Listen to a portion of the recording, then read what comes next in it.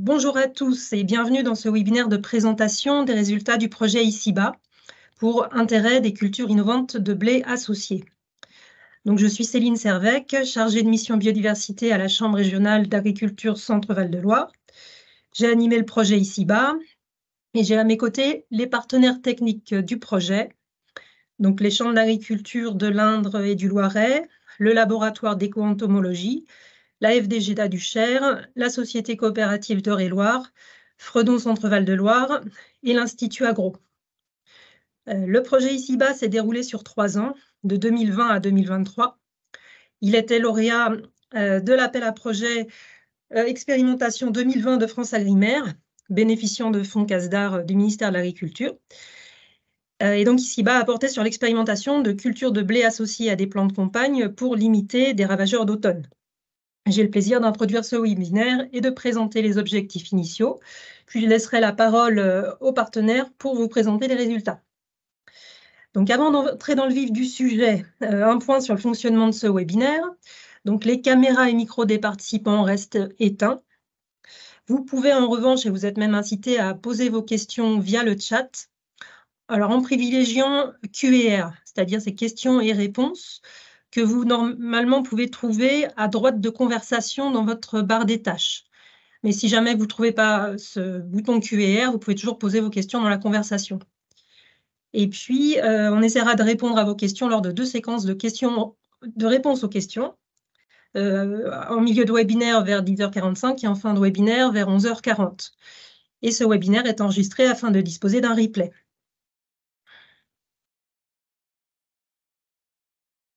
Alors, pour entrer dans le vif du sujet, donc la problématique initiale de notre projet Ici-Bas, c'est qu'on est dans un contexte où il y a des dégâts de virose, de jaunisse nanisante de l'orge et de maladies des pieds chétifs qui peuvent être importants sur céréales selon les années et qui sont véhiculés par des ravageurs d'automne, donc les pucerons qui véhiculent la jaunisse nanisante de l'orge, les cicadelles qui véhiculent la maladie des pieds chétifs.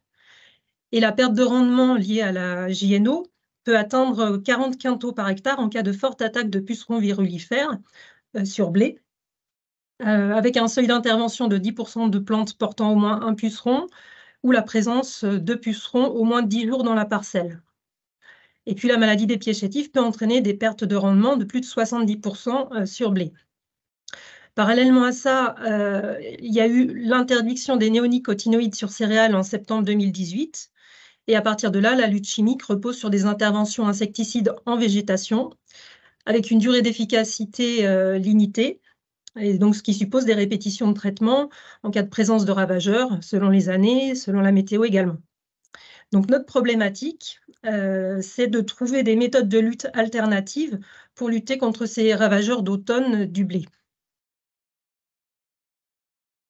Pour cela, donc, l'objectif du projet a consisté à évaluer l'intérêt d'associer le blé à des plantes campagne à l'automne pour limiter les pucerons, les cicadelles et les dégâts de virose.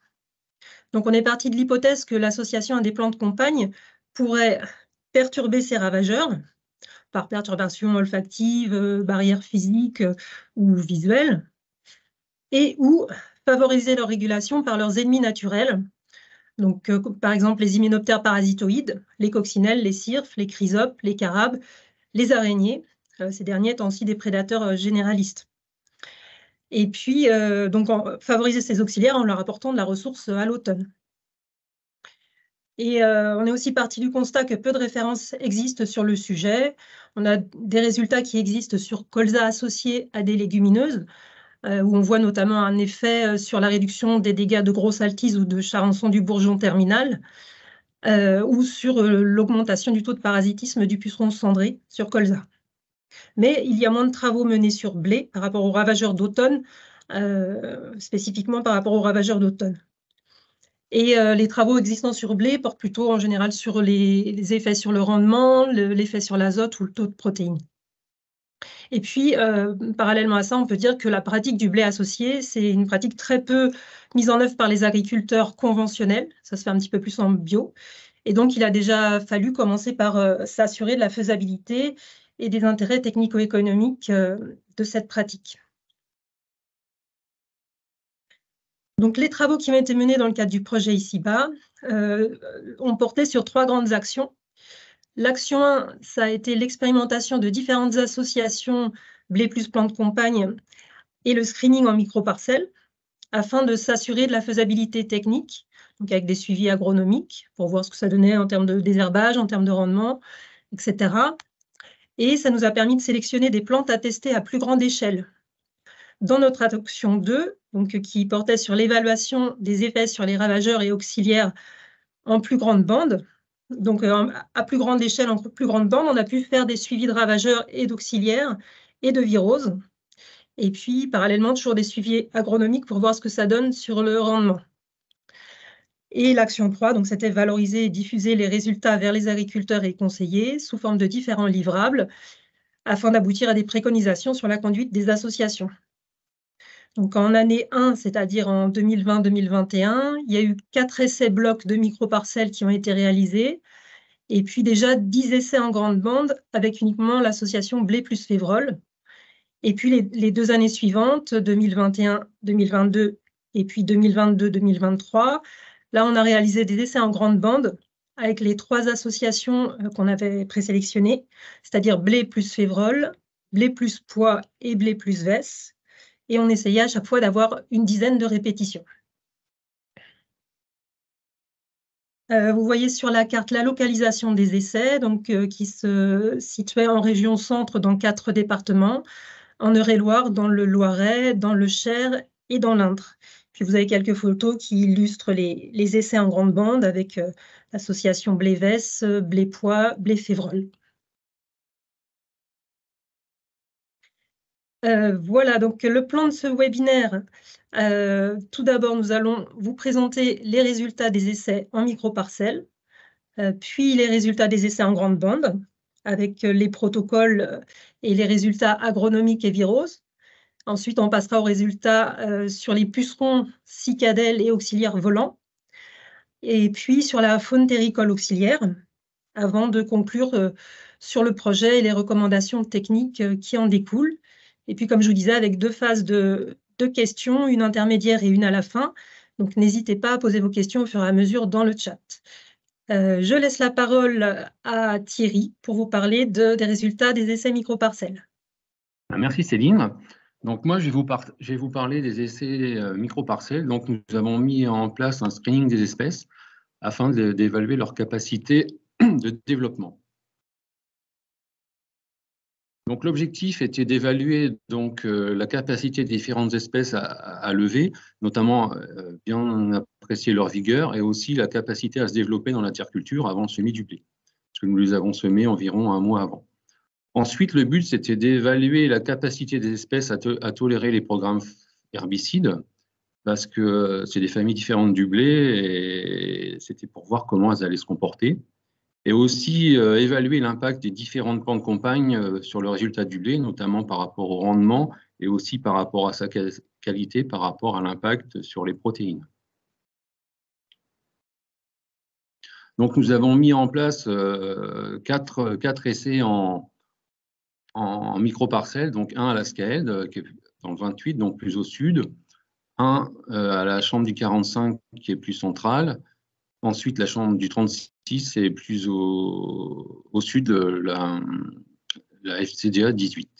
Donc nous avons testé 8 espèces avec des densités différentes, donc le pois chiche à 60 grammes par mètre carré, la veste commune à 80 grammes mètre carré, la veste velue, le fenugrec un peu plus dense, le sarrasin, le pois chiche, la cameline et le mois. Donc voici ces 6 espèces imagées sur les photos avec leur nom. Donc tout ça, ça a été fait sur des essais randomisés, donc en 3 blocs, avec une partie non traitée et la même chose avec une partie avec insecticide, pour avoir l'effet de la plante. Donc tout ça réparti sur les 4 sites, comme je vous ai dit tout à l'heure, donc sur des régions bien différentes. On passe sur des régions naturelles de la Beauce pour la Scaëlle, à la Sologne pour le Cher, donc avec des sols différents, des réserves utiles beaucoup plus importantes sur la Beauce, où on passe à 150 mm. Ensuite, des sols plus ou moins profonds, avec des précédents aussi très différents. Donc, on les a tous testés. On passe du pois, du maïs en silage, du colza et de l'orge de printemps. Des dates de semis de couverts qui ont été tous compris entre le 7 septembre et le 27 septembre. Donc, le but, c'est de les semer quand même assez tôt pour avoir un développement déjà important au moment du semis du blé. Donc, le blé, lui, a été semé entre le 10 octobre et le 15 octobre. Le tout, c'était de les semer sur la première quinzaine. Aucune situation était en situation irriguée et aucune parcelle était drainée. Donc là, on a pu voir que l'éventail était assez disparate. Les principaux résultats et enseignements. Donc, par rapport au développement des couverts, mis à part la cameline, l'ensemble des couverts ont levé correctement. Donc, la cameline a été assez impactée par le désherbage, elle n'a pas bien résisté. Seules les espèces à cycle printanier ou hivernal ont réussi à se développer. Donc, le cameline, le moël, le sarrasin sont peu développés. Et l'ensemble du développement des couverts a été plutôt faible, parce qu'on est tombé sur des années un peu plutôt sèches. Et donc, le développement n'a pas été au niveau de nos espérances. En termes de couverture, on peut voir que c'est le fenugrec qui s'est un peu plus développé, les pois, la veste. En ce qui concerne les principaux résultats et en termes de rendement, donc la pression cicadelle et puceron a été faible, donc l'impact s'est révélé faible, comme on peut le voir sur les différents sites. On est sur une différence traitée non traitée peu significative, donc ce qui est expliqué par la présence d'insectes très faibles. En ce qui concerne l'écart de rendement traité non traité, donc on voit que le témoin a eu la plus grande différence, et la cameline aussi, parce que c'est peu développé, donc elle est proche des témoins. Donc tout ça, c'est des résultats qui sont peu significatifs. En ce qui concerne les rendements globaux, donc il y a peu de différence. La différence est de 2 quintaux entre le pois, qui était la culture compagne la plus favorable, et le moa. Donc l'impact du rendement est assez négligeable. En termes de qualité sur la protéine, on voit que l'impact est de 0,2%, donc c'est très faible. Le faible impact pourrait être lié au faible développement des couverts, comme je vous l'ai dit avant.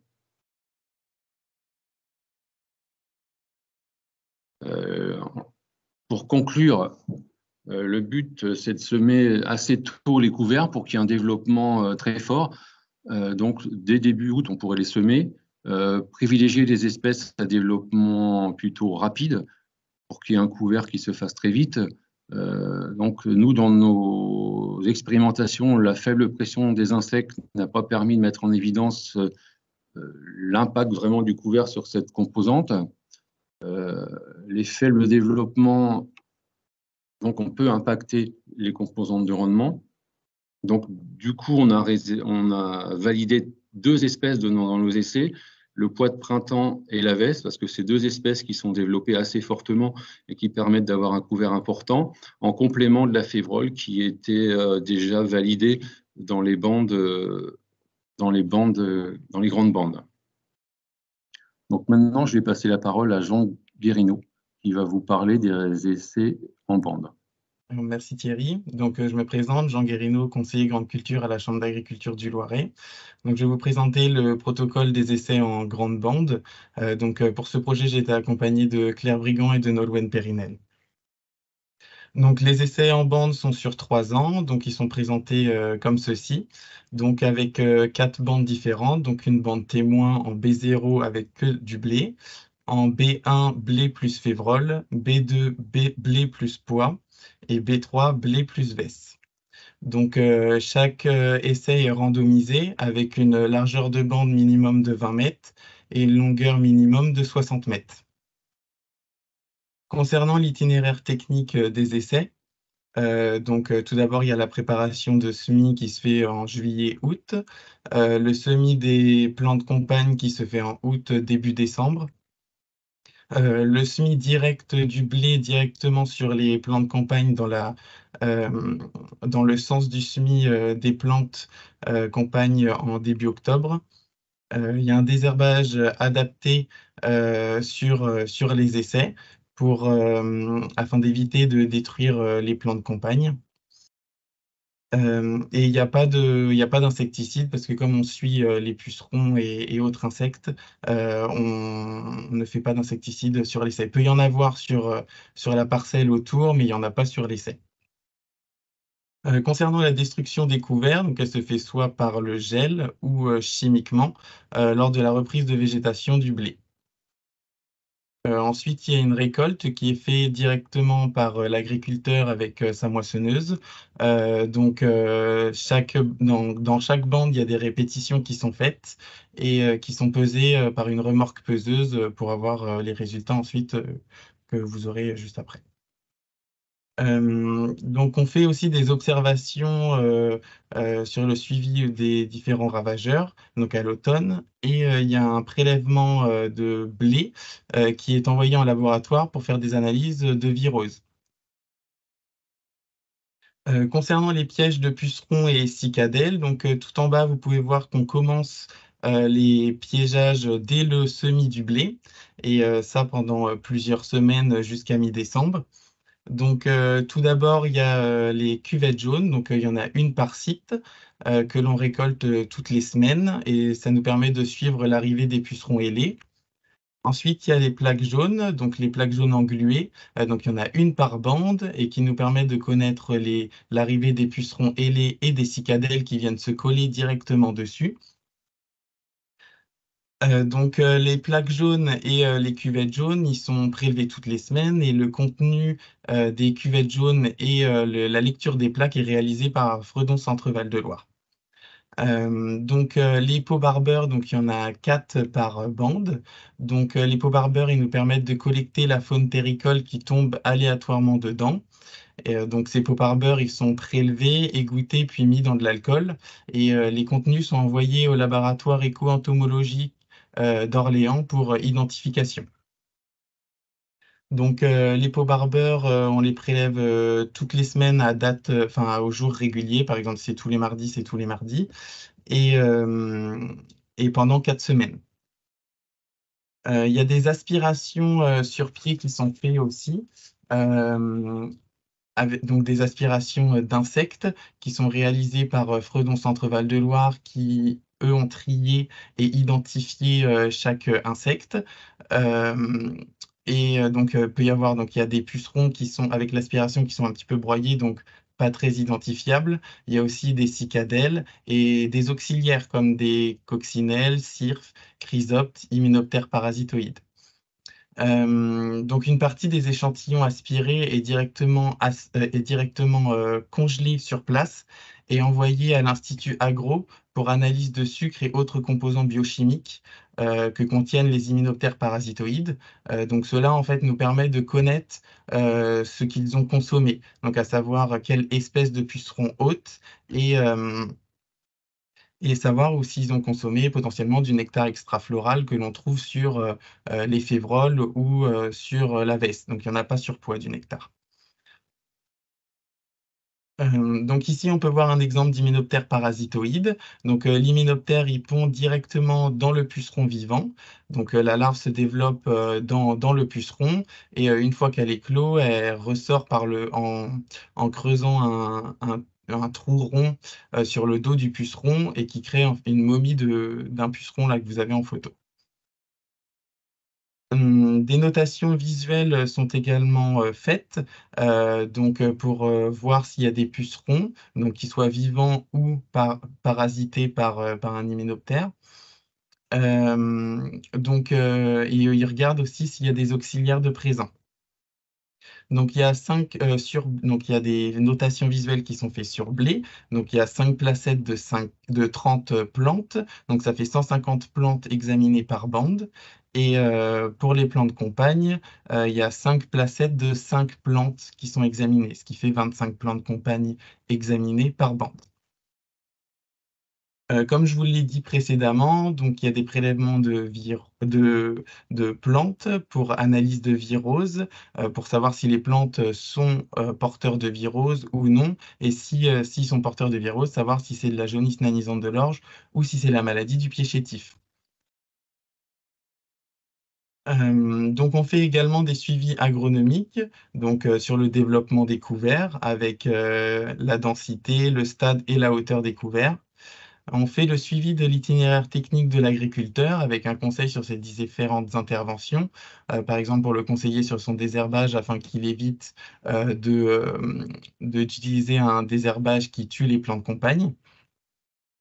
On fait aussi des photos des paysages environnants, ce qui nous permet de connaître si les parcelles aux alentours sont en fleurs ou si les adventices en bord de champ sont en fleurs, parce que ça peut avoir aussi un biais sur l'arrivée des auxiliaires, sur l'influence de l'arrivée des auxiliaires.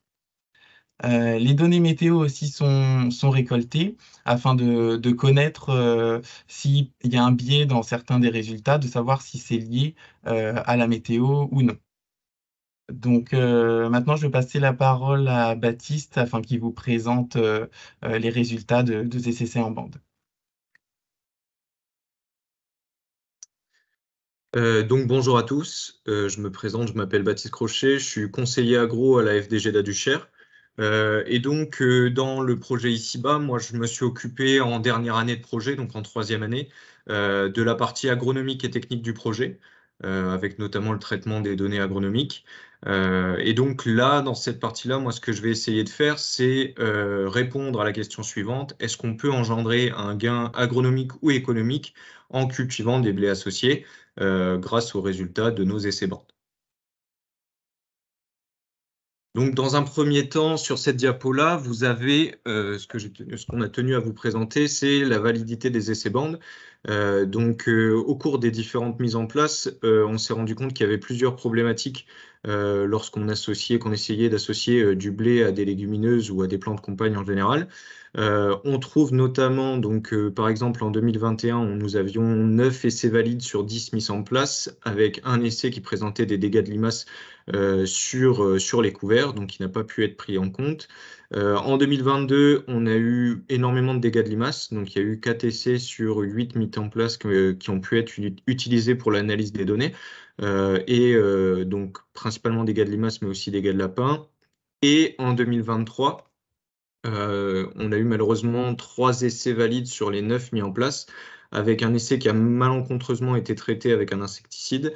On a essayé aussi d'aller chercher un peu plus de critères sur les conditions de désherbage.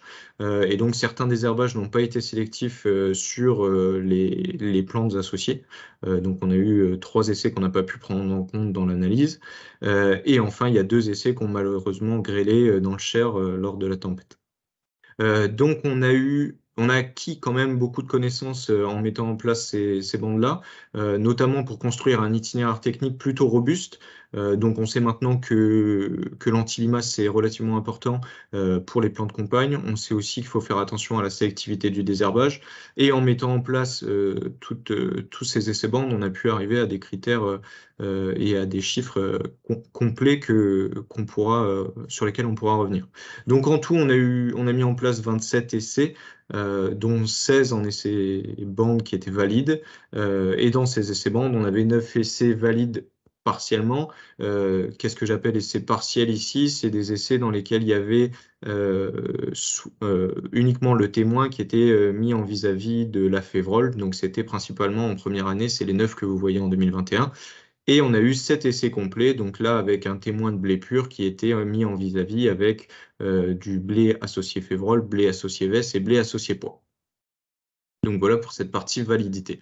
Ensuite, je vais vous parler des rendements pluriannuels, donc qui est le critère numéro 1 et la variable numéro 1 que nous avons regardé. Donc c'est ce que vous pouvez voir sur le graphique ci-contre.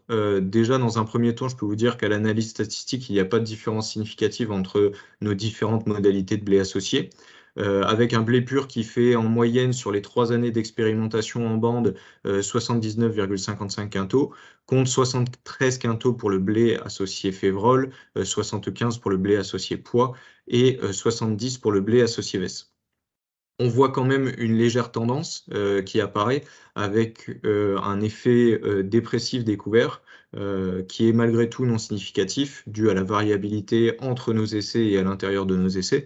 Mais on a moins 6 quintaux quand même pour le blé associé févrole, moins 4 quintaux pour le blé associé pois et moins 9 quintaux pour le blé associé vesse, avec une année 2022 qui a été très préjudiciable pour la vesse. Donc en termes de rendement moyen, si on regarde ces mêmes modalités, mais exprimées en pourcentage du témoin, on voit qu'en moyenne, la févrole fait à peu près 93% du rendement du témoin, le blé pois fait 96% et le blé vesse fait 88%. Donc pour avancer sur cette partie rendement pluriannuel, on voit que l'association du blé avec une campagne semble avoir entraîné une perte de rendement de l'ordre de 5 à 6 quintaux, dépendant de l'espèce associée. On a aussi les meilleurs rendements en associé qui sont obtenus pour le pois de printemps et pour la févrole. Et on a une modalité associée vesse commune qui décroche complètement, surtout en 2022, comme je vous l'ai dit, où elle fait moins 15 quintaux par rapport au témoin, en moyenne. Donc voilà pour cette partie rendement pluriannuel. Ensuite, on s'est posé la question, ok, on a des pertes, mais est-ce que en fréquence, c'est-à-dire on génère plus souvent des pertes ou plus souvent des gains parce qu'on peut avoir des très grosses pertes qui lissent nos petits gains. Donc là, c'est ce que j'essaie de vous présenter dans cette partie-là. Donc vous avez toutes les pertes moyennes enregistrées donc, sur les 37 essais mis en place, sur les 40 situations. Il y en a 32 qui génèrent une perte, et la perte moyenne est de l'ordre de 11%, avec pas mal de situations en perte minime, c'est-à-dire inférieure à 5%, mais quand même au moins 5 situations de perte majeure où on perd plus de 25% de notre rendement. Et par contre, quand on regarde les gains, donc on a une moyenne de gains qui est de l'ordre de 5 quintaux, et en fait on n'a que 8 situations sur les 40 étudiées où on a un gain qui est généré, et la plupart du temps le gain généré est minime. On a une situation où il y a un gain majeur pour du pois de printemps. Et donc si on regarde, donc on s'est demandé si c'était à peu près réparti de manière équivalente pour les différentes espèces, et c'est plutôt le cas, hein. Donc, vous avez plus de données pour le blé associé févrole, donc de l'ordre qui est principalement dû au fait que c'était présent en 2021. Et donc, on a une moyenne de perte qu'on a déjà présentée dans la diapo d'avant, donc de l'ordre de 7% pour le blé associé févrole, 4% pour le blé associé pois et 12% pour le blé associé vesse. Ensuite, donc, on a voulu évaluer l'effet année une fois qu'on avait étudié tout ça. Donc, on a voulu voir si, selon dans quelle année on se plaçait, dans quelle année de récolte on se plaçait, on avait plus ou moins un effet important des associations. Donc, c'est ce qui est présenté sur cette diapo-là, avec toutes les modalités, donc B0, B1, B2, B3, qui sont le témoin, le blé associé févrole, le blé associé pois et le blé associé vesse, et des rendements aux normes exprimés en quintaux. Donc on voit que principalement l'année 2022 était plutôt très mauvaise, et on a donc qui est principalement dû à une fin de cycle compliquée, hein, pour la récolte 2022, principalement dans le sud où il y a eu des forts échaudages qui ont empiété sur le rendement du blé. Et on a l'impression en tout cas que les modalités associées, donc si on prenait 2022, le témoin fait quand même 74 quintaux en moyenne sur tous nos essais, et par contre toutes les modalités associées font au moins 10 quintaux de moins. Donc est-ce qu'on a un effet de l'association qui est principalement dû à un stress hydrique ou à des problématiques de concurrence qu'on a du mal à expliquer. En tout cas, on a l'impression qu'une très mauvaise année avec un échaudage thermique de fin d'année, de fin de campagne, les modalités associées se débrouillent encore moins bien que la modalité témoin. Et par contre, les autres années, bon, bah, quand on a des années qui sont moyennement problématiques, on n'a pas trop ce souci-là. Vous voyez une année 2023 bien au-dessus, c'est principalement dû à un facteur d'échantillonnage, étant donné qu'il nous restait que 3 essais sur les 9 mis en place. En fait, il nous restait que les rendements du 45 et de la SKL, donc qui sont un peu plus élevés que ceux qu'on peut obtenir au sud du département. Voilà pour la partie année, et donc l'année était le seul facteur significatif à effet significatif dans notre analyse statistique, avec une année 2022 qui était largement en dessous des 2 autres années en moyenne, peu importe la modalité étudiée. Ensuite, on s'est intéressé, comme l'a dit Jean, au taux protéique du blé pour la qualité de la production. Et donc là, vous avez le taux protéique qui est exprimé en pourcent pour chacune de nos modalités en moyenne sur les 3 années d'expérimentation. Donc l'effet de l'association sur le taux protéique est non significatif, et c'est ce qu'on voit aux moyennes, hein, quand on regarde les écarts types. En plus de ça, on n'a pas vraiment mesuré d'amélioration du taux protéique du blé associé à une légumineuse. C'est assez raccord avec les expérimentations et la bibliographie qu'on a trouvée pour des destructions de couverts au printemps.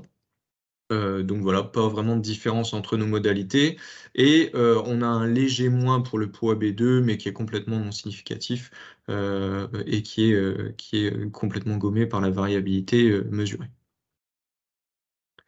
Ensuite, donc, je vais vous présenter les résultats des viroses, donc des charges virales et de la présence de viroses dans nos essais bandes. Donc ici, sur le premier graphique, vous avez le pourcentage moyen de puits positifs à la JNO et à la maladie des pieds chétifs du virus WDV dans les essais bandes à l'échelle pluriannuelle. Donc c'est le résultat des prélèvements qu'on a fait entre épi 1 cm et 1 nœud, qu'on envoie à un laboratoire, et eux nous renvoient une quantité de puits positifs à tel ou tel virus. Donc là, en bleu, vous avez les moyennes de puits positifs pour la JNO, et en orange, les moyennes de puits positifs pour le virus WDV. Et donc, ce qu'on peut voir déjà dans un premier temps, c'est que l'association n'a pas eu d'effet significatif sur la charge virale de nos échantillons. Mais par contre, on a des variabilités et des écarts types très importants. On voit notamment un B0 qui a un écart type qui monte quasiment à 25%. Donc en gros, on a une énorme variabilité dans les échantillons B0 qu'on ne retrouve pas forcément dans les échantillons avec des modalités associées. De plus, on a un pourcentage moyen de puits positifs donc qui est de 7,14 pour la JNO pour le blé pur, contre à peu près moins de 3,75 à minima pour les modalités associées, et 0% de JNO pour la modalité avec la veste.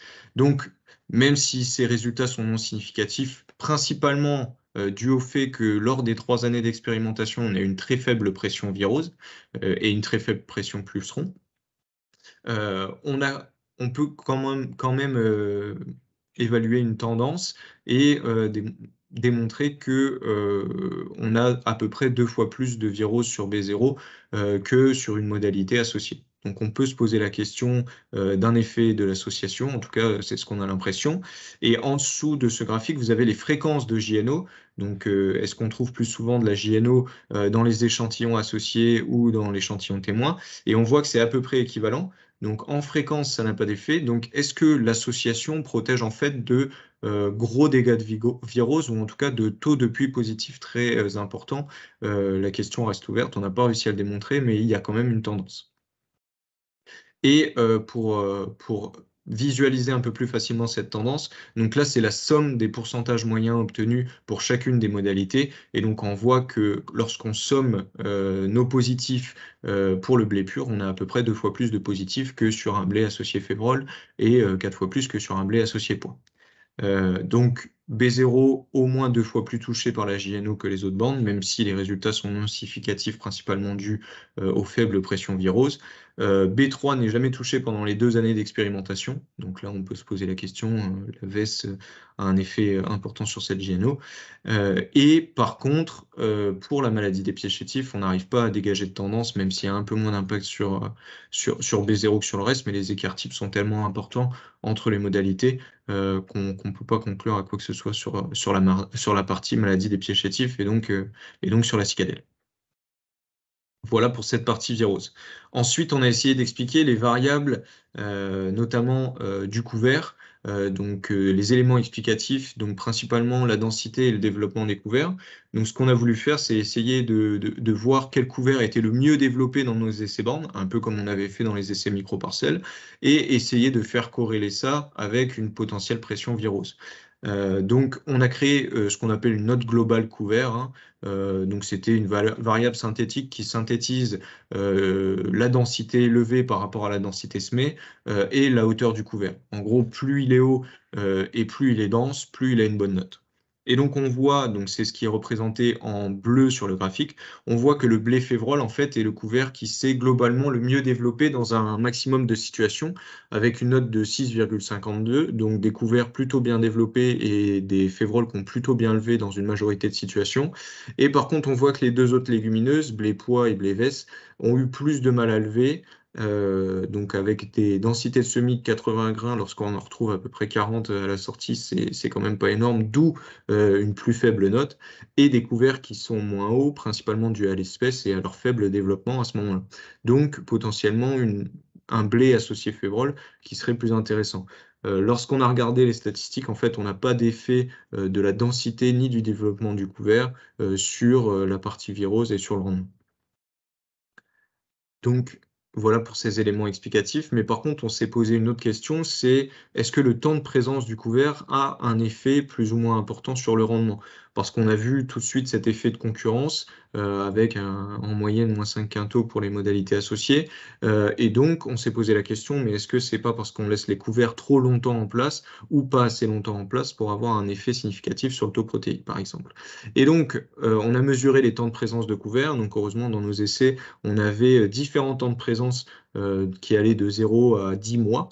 Et donc, on a essayé de les faire corréler avec, par exemple, le rendement en pourcentage du témoin ici. Donc, on voit qu'on a une légère corrélation, mais qui est très légère et qui est à prendre avec des pincettes. Mais en tout cas, on a l'impression que plus on laisse le couvert, plus on a des rendements qui sont intéressants. Et c'est tout autant le cas si on regarde uniquement les couverts qui ont été détruits au printemps. Donc sur ce graphique-là, on a les temps de présence du couvert au printemps.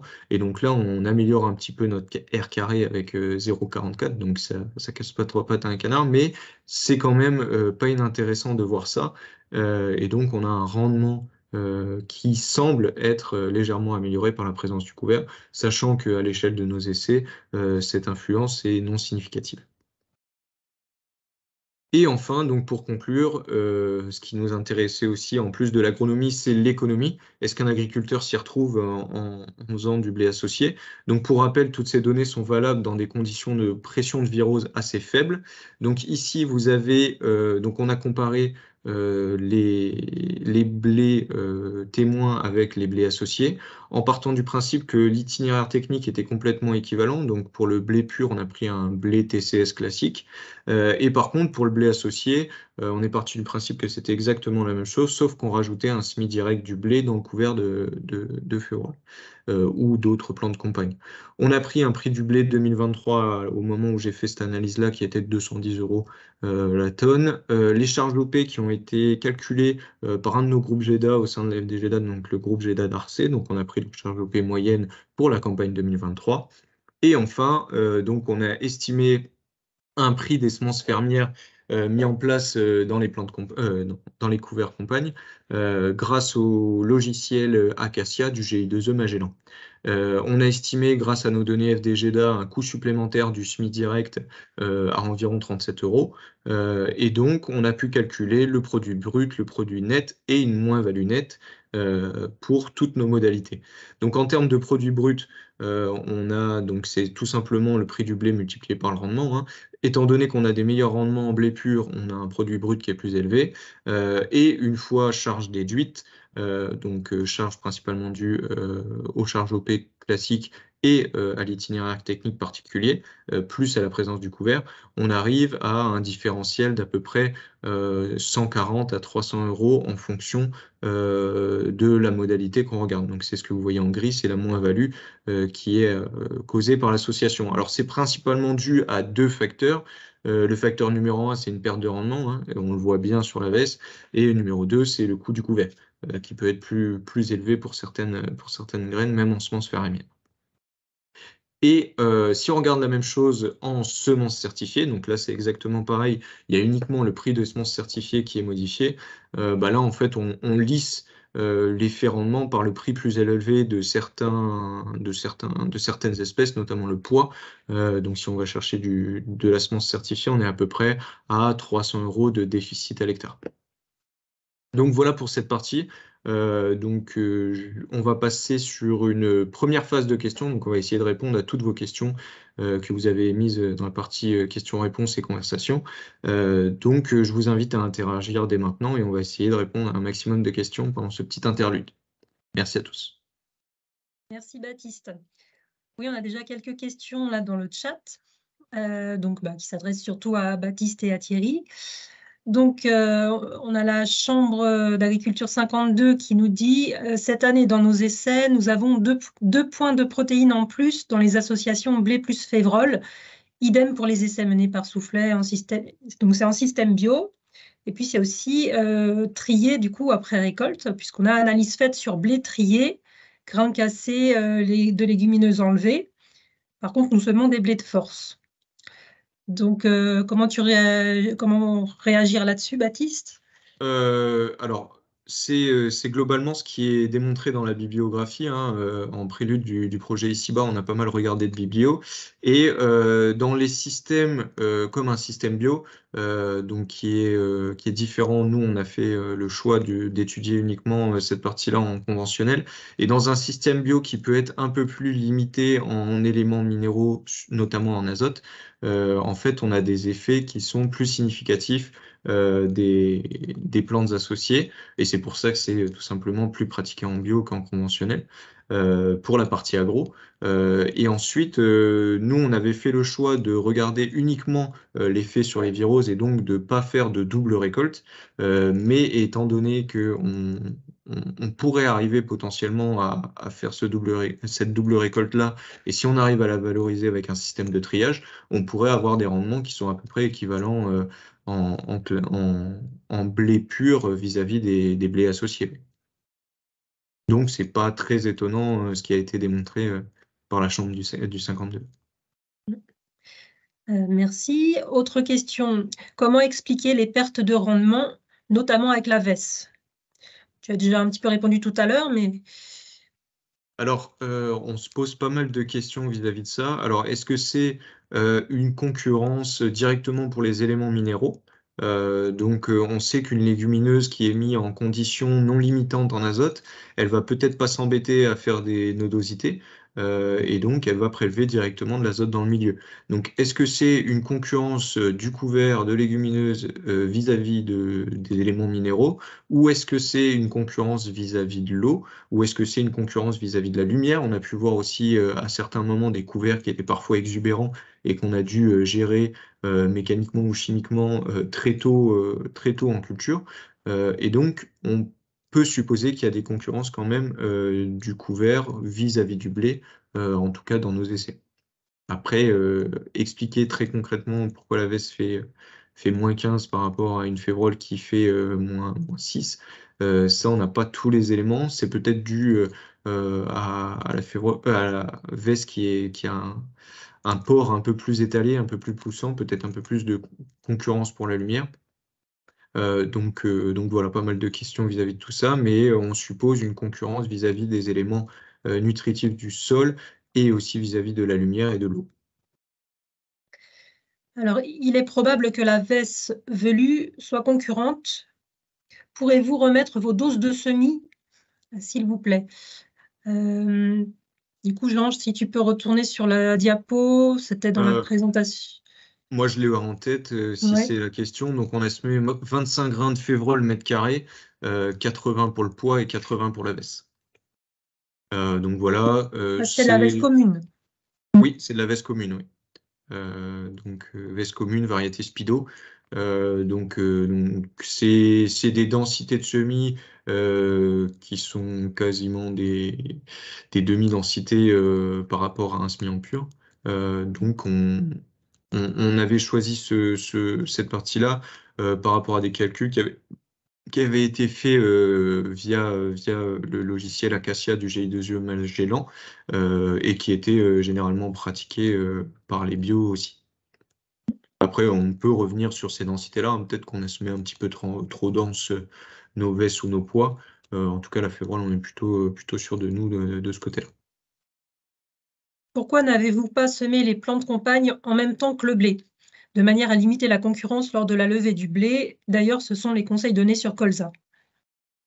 Alors, le problème, c'est que si on sème en même temps que le blé, je pense qu'on va avoir le problème inverse, c'est-à-dire qu'on n'aura pas du tout d'effet de notre couvert, quoi. Nous, le but, c'était quand même d'avoir un couvert développé qui était capable de soit provoquer visuellement plus ou moins, mais physiquement une barrière vis-à-vis des ravageurs. Donc, on l'a vu les premières années, hein, lorsqu'on sème le couvert trop tard, en fait, il n'existe pas le couvert, donc il peut avoir aucun impact sur les viroses.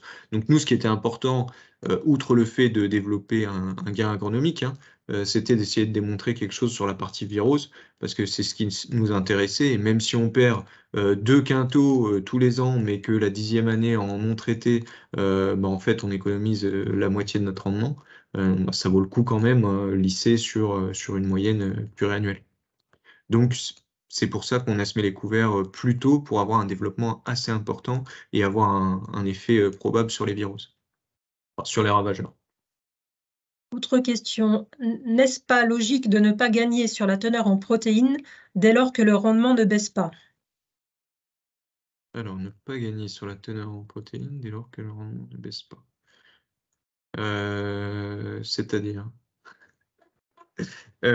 Donc ça veut dire qu'en gros, à rendement équivalent, on aurait pu supposer que le taux de protéines soit à peu près équivalent aussi, mais par contre, pour les rendements inférieurs, on aurait pu supposer que les taux de protéines soient un peu plus élevés.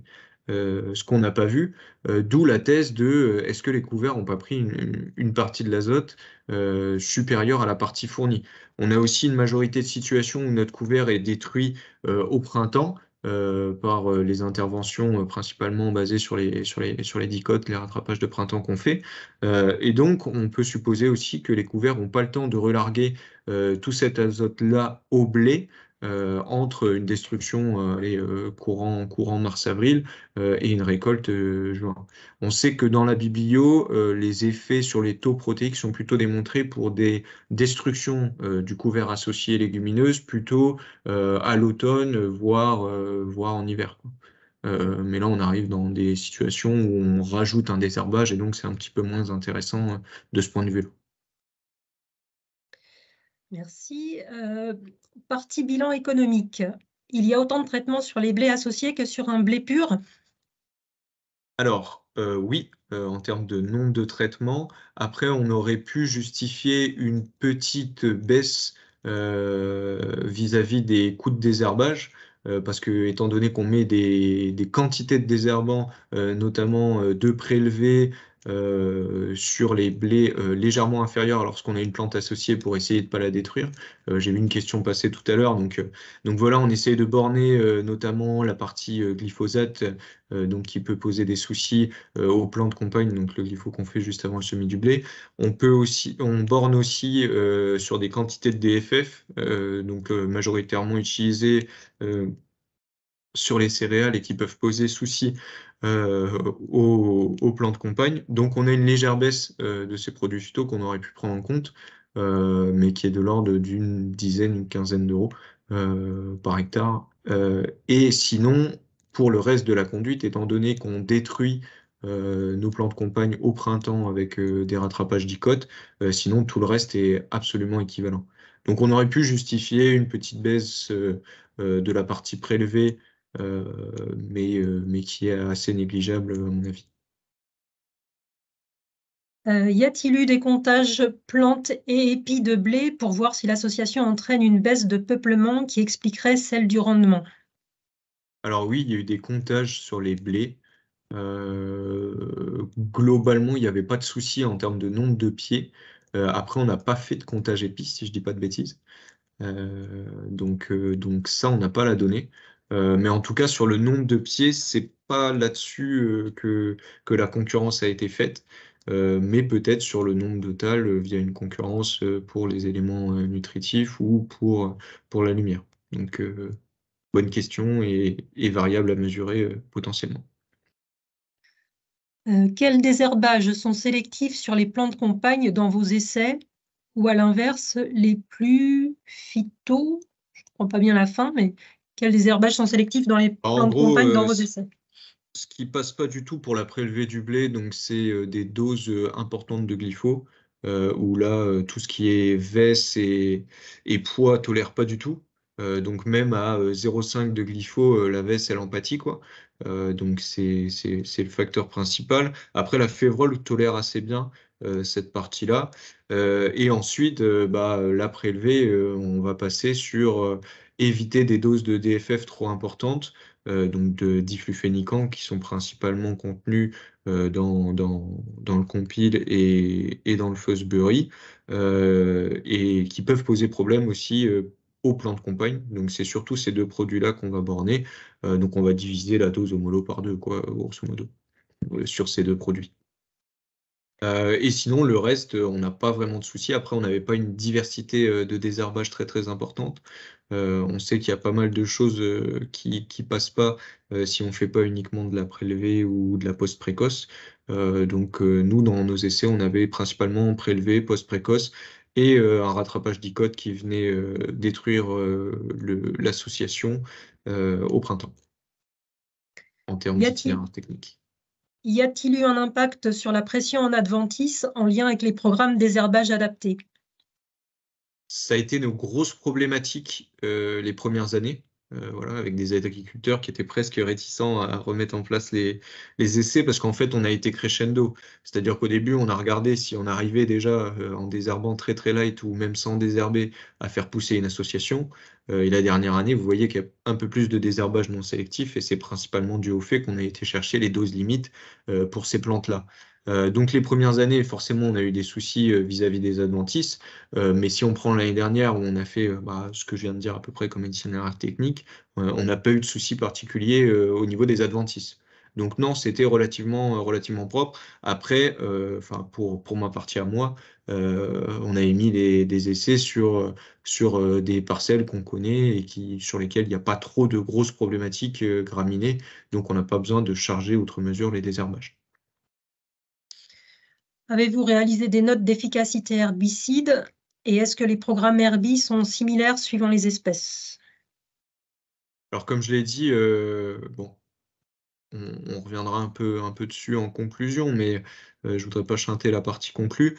Donc il y a pas mal de choses sur les itinéraires techniques qui seront détaillés juste après, donc je pense qu'on va revenir dessus dans la suite du webinaire. On pourra y répondre à la fin des questions si on n'a pas répondu à tout. Mais globalement, vesse et poids plus sensibles que févrole, quel que soit le type de désherbage. Donc, on a eu plus une remarque où je pense que les doses de semis de veste sont trop élevées. Voilà. Ok. Et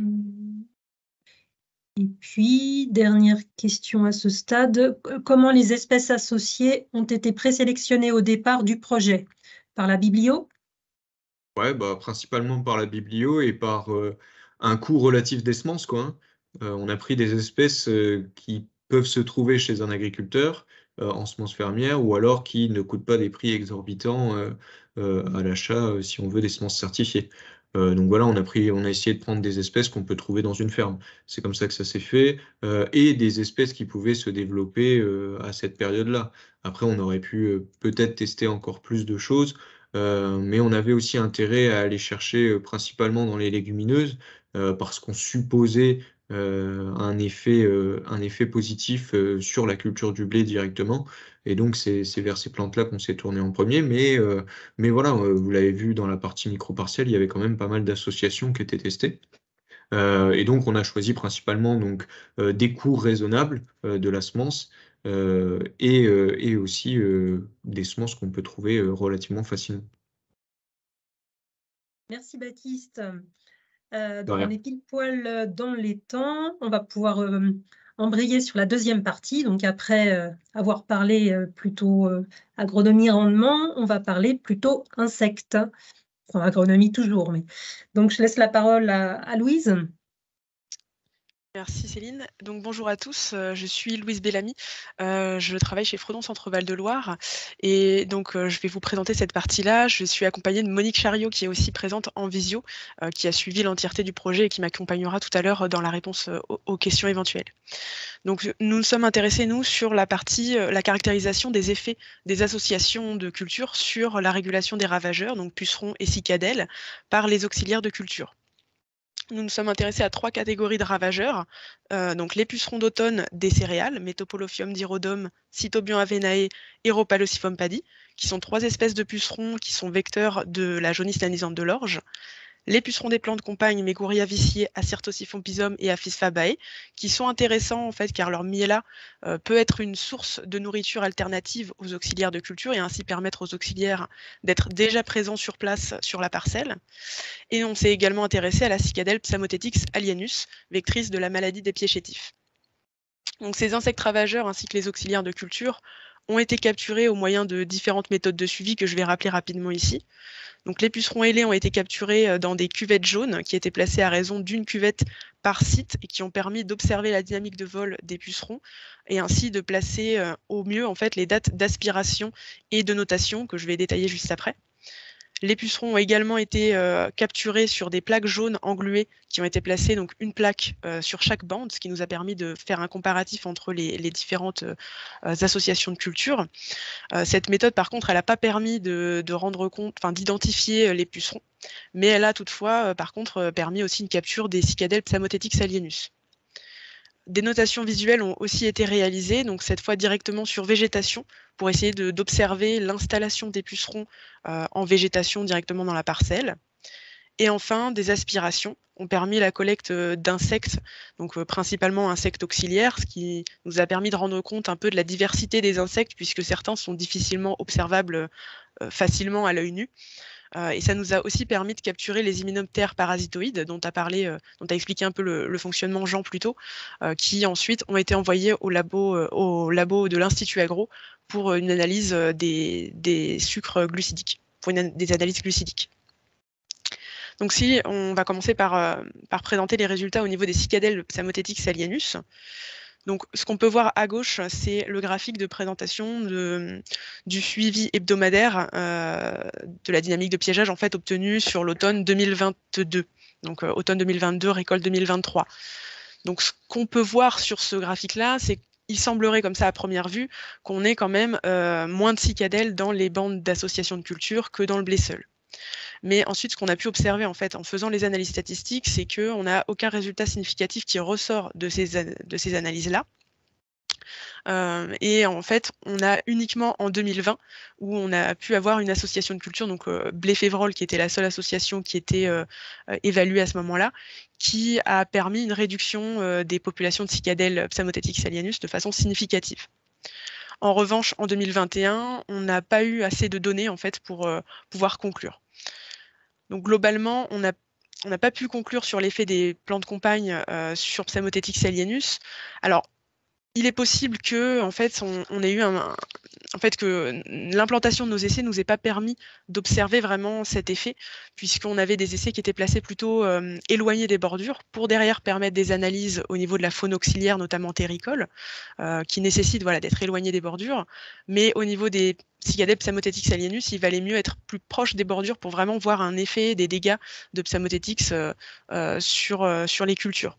Donc le fait d'avoir été plus éloigné a pu aussi diluer les effets potentiels qu'on aurait pu voir, et ce qui ne permet pas donc d'avoir des conclusions significatives du point de vue de la régulation de ce ravageur-là.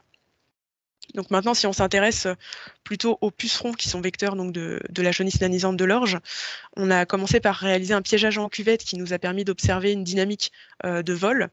Donc ce qu'on peut voir à gauche, donc on a les 3 années du projet, donc en rouge 2020, l'année 2020, donc automne 2020, récolte 2021.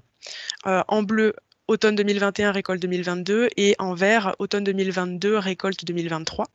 Et donc, on a placé en pointillé en jaune l'année 2013, qui est la référence basse des bulletins de santé du végétal au niveau des populations de pucerons, des effectifs, et en 2014, l'année de référence haute des bulletins de santé du végétal.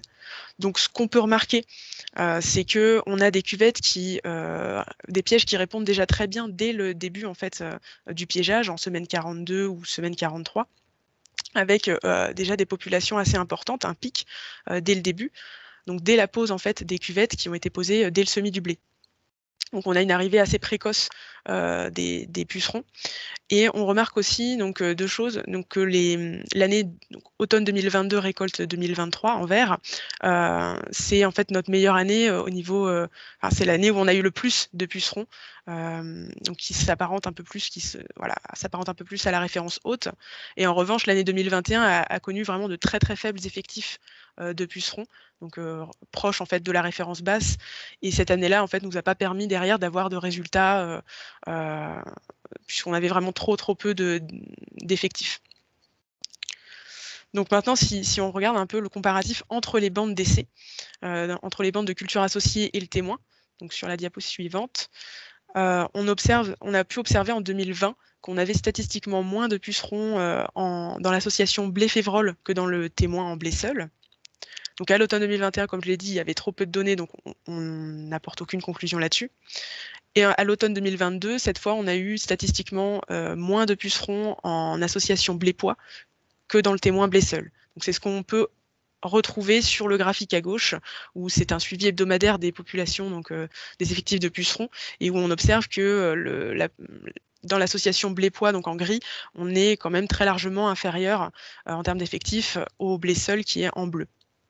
Donc globalement, on a eu moins de pucerons dans les bandes associées blé-févrole en 2020 et blé-pois en 2022. Donc toujours automne 2022.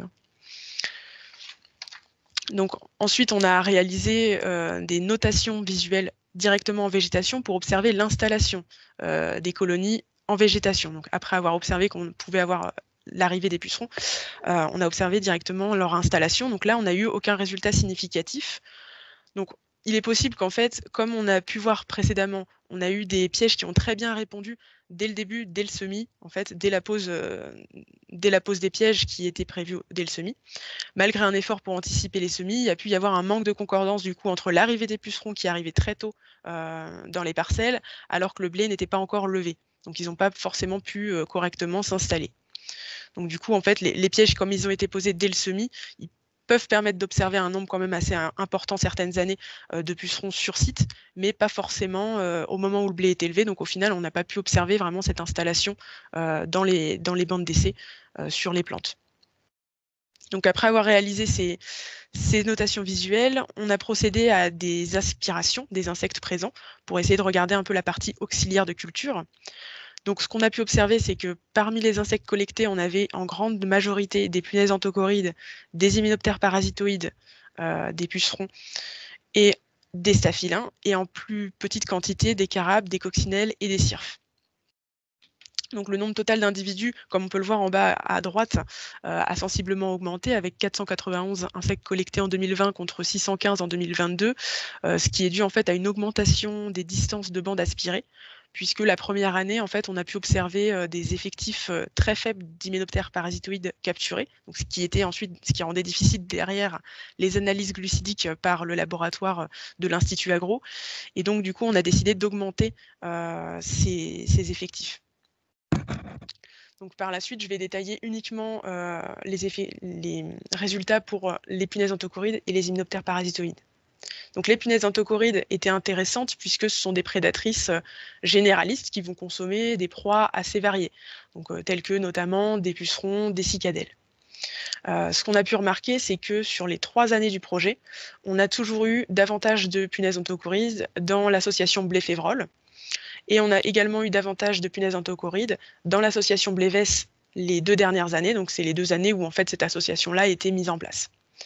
Donc au niveau des punaises entochorides, les associations blé-févrole, blé-vesse sont particulièrement importantes pour faire en sorte qu'il y ait davantage de punaises entochorides en leur fournissant potentiellement un climat plus favorable avec un couvert assez important qui leur permette d'avoir plus de proies et donc d'être plus présentes. Au niveau des hyménoptères parasitoïdes, de la même manière, on a remarqué la première année davantage d'hyménoptères parasitoïdes des pucerons dans l'association blé-févrole. Donc la première année uniquement. La deuxième année, je ne vais pas revenir dessus puisque voilà, on n'avait pas assez de données de façon générale. Mais la dernière année, on a eu cette fois davantage d'hyménoptères parasitoïdes dans l'association blé-pois. Et donc si on se souvient tout à l'heure, quand on parlait des pucerons directement, on avait pu observer davantage de pucerons dans le témoin que dans l'association blé-pois. Donc il semblerait qu'il y ait peut-être un effet de régulation via les hyménoptères parasitoïdes qui sont vraiment des régulateurs spécifiques des pucerons dans l'association blé-pois.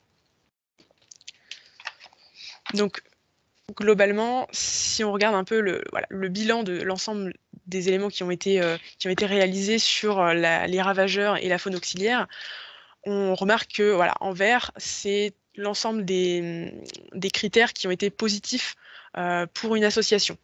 Donc, on a pu remarquer une diminution du nombre des cicadelles, alors uniquement dans l'association blé-févrole la première année. Donc là, ce serait quand même à poursuivre pour voir si on pourrait avoir un effet par la suite en mettant en place peut-être des expérimentations plus adaptées pour ce suivi-là. Ensuite, au niveau des pucerons, on avait pu observer donc moins de pucerons ailés dans l'association blé-févrole en 2020 et dans l'association blé-pois en 2022, ce qui correspond aux meilleurs effectifs d'hyménoptères parasitoïdes des pucerons, donc avec davantage d'hyménoptères dans l'association blé-févrole en 2020 et dans l'association blé-pois en 2022. Et on avait observé aussi davantage de punaises entochorides, donc qui sont prédatrices cette fois généralistes, dans l'association blé-févrole la première et la dernière année, donc en 2020 et 2022, et aussi davantage de punaises entochorides dans l'association blé-vesse en 2022. Donc je vais laisser la parole maintenant à Bruno Jaloux qui va vous parler plus spécifiquement des hyménoptères parasitoïdes qui lui ont été envoyés pour réaliser des analyses glucidiques. Bonjour à tous, donc Bruno Jaloux, je suis membre de l'Institut de génétique, environnement et protection des plantes, c'est un laboratoire UMR dont l'Institut Agro fait partie. Et avec mon équipe, donc, je me suis intéressé aux ressources consommées par les hyménoptères parasitoïdes de pucerons des céréales à l'automne. Je crois que ça ne passe pas. Quelqu'un peut passer les diapos à ma place?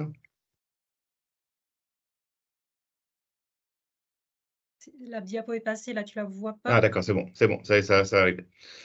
Donc, nous sommes partis de l'hypothèse que les cultures de blé pur à l'automne, en fait, étaient pauvres en sources de nectar. Hein. De toute façon, le blé ne produit pas de nectar. Et avec le désherbage, en fait, on a des adventices qui sont peu présentes. Et en autre alternative, donc des pucerons, éventuellement d'autres cultures qui pourraient héberger en fait des hyménoptères parasitoïdes, ce qui limiterait en fait la régulation naturelle par les parasitoïdes.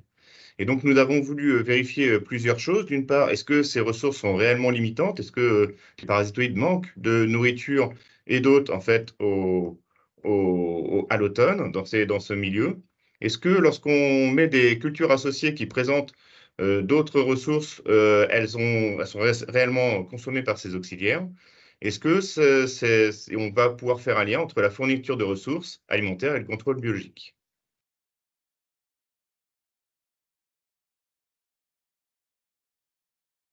Ah, c'est bon. Donc, dans les différentes bandes qu'on a testées, en fait, on va avoir des ressources qui vont être assez différentes. Dans le blé seul, dans la bande B0, en fait, les parasitoïdes ne vont trouver en fait que des pucerons des céréales, mais il y a plusieurs pucerons des céréales qui peuvent être des hôtes de plusieurs espèces de parasitoïdes. Et puis, uniquement en termes de sources d'alimentation, du miela.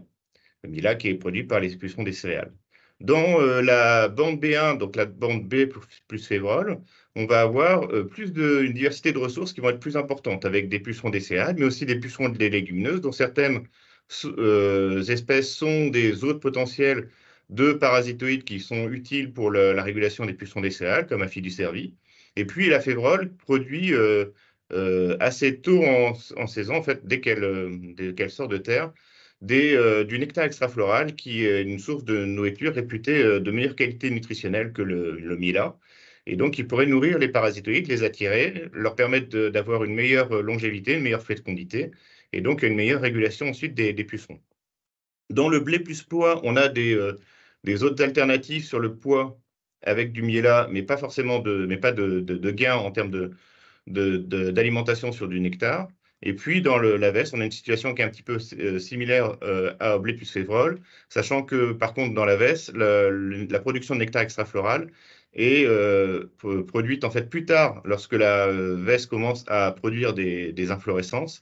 Et donc, a priori, dans notre système, la veste ne produisait pas encore beaucoup de nectar extrafloral. Donc pour étudier ces questions, en fait, on a utilisé une approche particulière, une approche qu'on appelle d'inférence de l'histoire nutritionnelle à partir des profils biochimiques. Le principe de cette méthode, c'est de partir d'individus de parasitoïdes d'élevage, que l'on a en élevage ici dans nos laboratoires, et auxquels on va donner en fait des ressources connues, des sources de nourriture, par exemple. On va leur faire un régime alimentaire très strict et contrôlé, avec soit que du nectar, soit que du miela. On peut tester différents mielas de différents pucerons, soit non nourris. On peut aussi les faire se développer dans différents hôtes, comme des pucerons des céréales, des pucerons du blé pour Aphidus cervi, par exemple, Cytobio avene, et des pucerons des légumineuses, Acertosiphon pisum. Ensuite, on va pouvoir donc les analyser avec une procédure d'analyse par HPLC, et on va obtenir des profils de référence, c'est-à-dire des profils que l'on sait associer à une source de nourriture. On va fournir ces profils, en fait, à un algorithme de classification qui va être entraîné avec ces profils. C'est de ce qu'on appelle du machine learning, c'est-à-dire que le logiciel, enfin le programme informatique, va essayer d'associer, en fait, certaines caractéristiques des profils à une source de nourriture particulière. Donc ça permet d'obtenir un algorithme qui va être entraîné. Ensuite, on va aller capturer dans les parcelles les parasitoïdes, dans les différentes modalités. On les analyse de la même façon que les individus de laboratoire. On obtient des profils et on va fournir ces profils à l'algorithme de classification qui va nous les répartir en fait en différentes classes. Nourris, non nourris, nourris de miela, nourris de nectar, et éventuellement issus du puceron du blé, par exemple, ou issus du puceron des légumineuses. Ensuite, on va calculer des proportions, ça c'est à l'échelle individuelle, donc on va pouvoir calculer des proportions, et on va tester pour voir si ces proportions changent en fait en fonction de la modalité. Alors cette technique, on l'a déjà éprouvée en fait, notamment au printemps, dans différents projets, des projets européens comme le projet Progrès Live en 2018, où en bio, on a testé des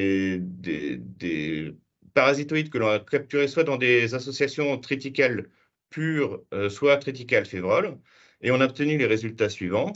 Donc, on voit en fait qu'on a des individus. Alors, la première information qu'on a trouvée, c'est qu'on n'a jamais trouvé au printemps de parasitoïdes qui n'étaient pas nourris, et que majoritairement, ces parasitoïdes se nourrissaient de miela. On a un petit effet qui semble apparaître avec du nectar plus important dans les associations, au cœur des associations, mais c'est quelque chose qui est non significatif. Lors d'un autre projet européen, le projet Remix, en 2021, on a testé différentes associations, arrangement spatial de l'association blé-févrole, et on a observé en fait qu'à l'inverse, on a en fait la plupart des parasitoïdes qui se nourrissent essentiellement de nectar, avec une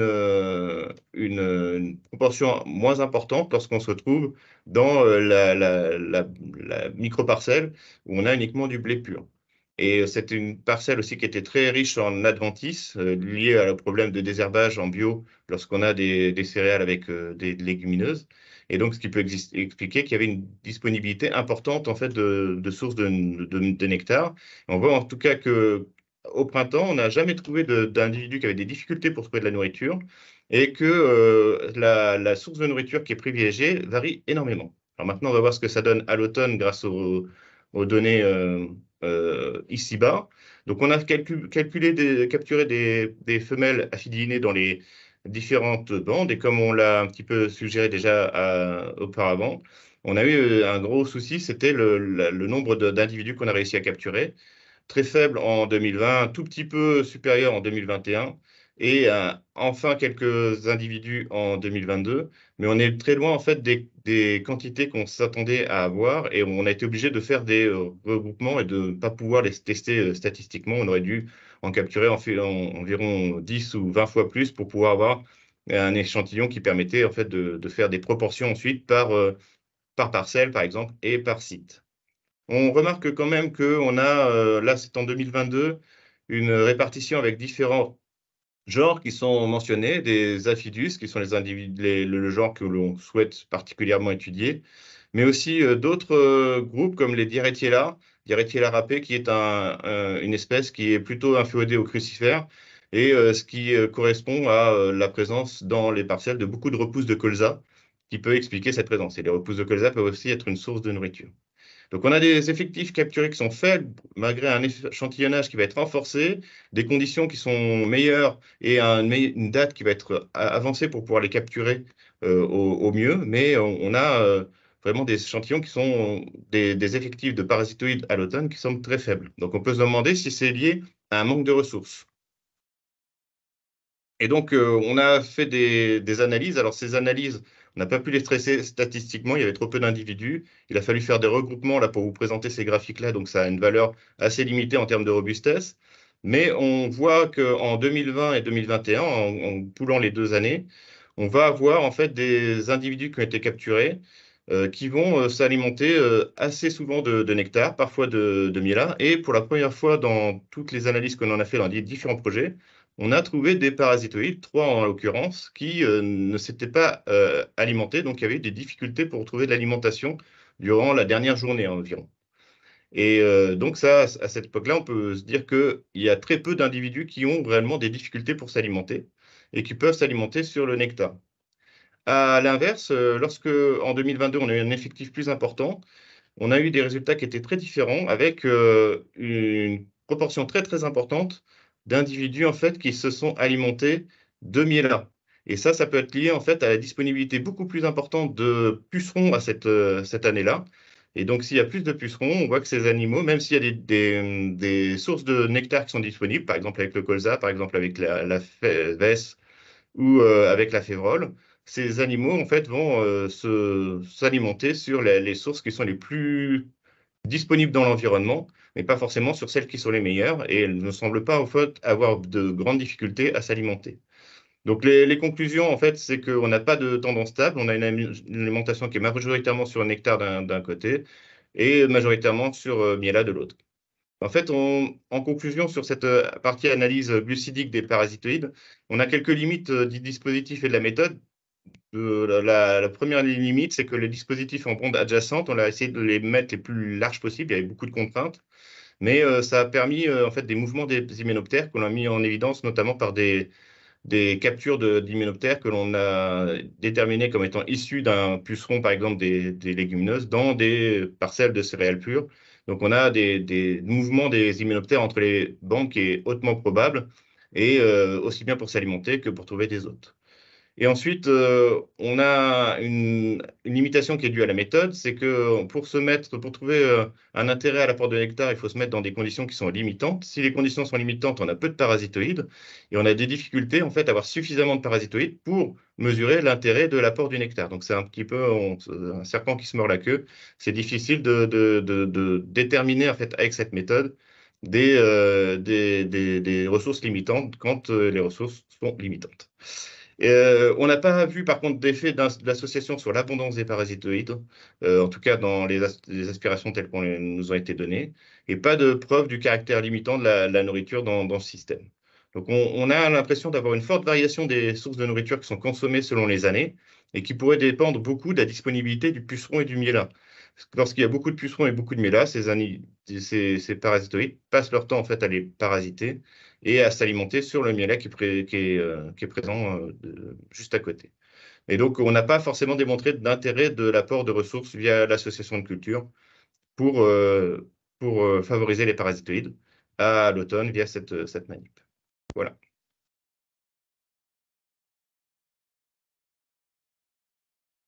Merci Bruno. Merci Bruno. La parole à Flora. Merci. Donc, bonjour à tous, donc Flora Couturier-Boiton, je travaille au laboratoire d'éco-entomologie et je vais vous présenter donc les résultats de l'étude menée par mes collègues, donc Julie Leroy et Jean-David Chaplin-Biscardi, sur la faune terricole. Donc l'objectif de l'étude, c'était de mesurer l'impact des cultures de blé associées à plusieurs plants de campagne à l'automne sur la faune auxiliaire terricole. L'hypothèse qui a été formulée est que ces cultures, la présence de plantes de campagne dans le blé durant l'automne favorise cette faune terricole et donc le développement d'auxiliaires de culture actifs sur pucerons et cicadelles. Pourquoi on peut faire cette hypothèse? Alors, on en a déjà un peu parlé avant, mais au final, on fait cette hypothèse parce que les plantes qu'on a choisies, les plantes de campagne qu'on a choisies, sont susceptibles de fournir pour différentes sources de nourriture, notamment des proies de substitution, ainsi qu'un gîte intéressant pour ces auxiliaires terricoles. Alors, comment ont été faits les suivis? Donc, Jean en a parlé, on a fait le choix de mettre en place des pièges barbeurs. Donc, ces pots barbeurs, ce sont des pièges qui sont non attractifs, ça c'est très important. C'est simplement un pot enterré dans le sol avec à l'intérieur une solution d'eau, de sel et de liquide vaisselle pour que les arthropodes rampants soient piégés. En fait, ils tombent mécaniquement dedans et sont piégés. Donc, on récolte ces pièges et on les étudie. Donc, parmi les arthropodes suivis, donc, on distingue deux groupes d'arachnides, donc les opilions qu'on appelle communément les faucheux, et les araignées. Donc, ces arachnides sont pour la plupart des prédateurs généralistes, c'est-à-dire qu'ils prédatent différents arthropodes en fonction des opportunités. On a également suivi deux groupes d'insectes, donc deux groupes de coléoptères que sont les carabes et les staphylins. Là aussi, en fait, la plupart des espèces appartenant à cet taxon sont des prédatrices généralistes à l'état adulte et larvaire à cette période de l'année. Potentiellement, en fait, les 4 groupes qu'on étudie sont susceptibles, comme ils sont essentiellement généralistes, pour faire une généralisation, ils sont susceptibles de prédater des pucerons et des cicadelles à l'automne. Ça, c'est vraiment. Il faut d'ailleurs sortir de cette, de ce couple qu'on fait toujours carabe-limace. C'est très, très réducteur. Au niveau des suivis, donc ce qui a été fait, les pièges ont été positionnés donc au milieu des bandes. Donc, c'est vraiment dans le suivi en bande. Les pièges sont positionnés au milieu des bandes pour limiter les biais. Ensuite, les relevés ont été faits durant 4 semaines, toutes les années. La première année, on avait seulement donc 2 modalités, vous l'avez compris, et 4 pièges posés et étudiés, alors que les 2 autres années, on avait donc 4 modalités, 5 pièges posés, mais seulement 4 étudiés. Comme pour la partie agro, comme ce que Baptiste vous a présenté, en fait, on a sélectionné ensuite les parcelles dans lesquelles les protocoles avaient été, les bandes avaient le mieux réussi, en fait, pour faire notre étude. Donc, toutes les parcelles n'ont pas été étudiées. Alors, maintenant, quels sont les résultats de ces suivis? Quand même le plus intéressant. De manière générale, déjà, ce qu'il faut regarder, c'est qu'on constate qu'on piège chaque année pas loin de 10 000 arthropodes parmi ces 4 groupes-là. Mais surtout, ce qu'il ne faut pas faire, l'objectif n'est pas de comparer, bien sûr, les années les unes entre elles, parce qu'on n'a pas la même pression d'échantillonnage. On vient de le voir, ça n'a rien à voir. Mais ce que ça nous permet de faire, en fait, ce que nous permettent ces effectifs, c'est de dire que la pression d'échantillonnage était suffisante et qu'on peut avoir une analyse avec des résultats qui seront robustes. Alors, c'est le cas essentiellement pour les carabes, puisque vous voyez, on a plus de 6 000 individus par année de capturés, et aussi pour les opilions, parce que pour les opilions, on a entre 500 et 3 000 individus capturés, donc c'est conséquent. Par contre, en revanche, c'est moins le cas pour les staphylins et les araignées. Là, on a des effectifs qui sont quand même relativement faibles, et donc toute analyse devra être vraiment réalisée avec précaution. On n'a pas des effectifs suffisants, en fait, pour que nos analyses soient fiables. La diversité des carabes. Non, juste avant. Pardon, Céline. Jean. Juste avant, on a aussi mesuré la diversité des carabes. Donc, on se rend compte que chaque année, on a entre 29 et 35 espèces différentes. Et on a une constante, c'est que parmi ces espèces, on a une espèce qui domine, qui est Nebria salina. C'est une espèce de milieu ouvert, qui est une prédatrice généraliste et qui c'est sa période de reproduction. L'automne, c'est sa période de reproduction, donc elle est présente dans les parcelles. Après, en dehors de cette espèce-là, en fait, on a globalement toutes les espèces capturées sont prédatrices à l'état adulte comme larvaire, donc on a bien un potentiel de régulation. Ça, c'est vraiment important d'aller à l'espèce pour savoir voilà, si le potentiel est là. Alors maintenant, si on regarde les résultats de l'essai. Donc, on a essayé de représenter de manière la plus synthétique possible ces résultats. Vous avez ici les résultats donc département par département pour les 3 années de suivi.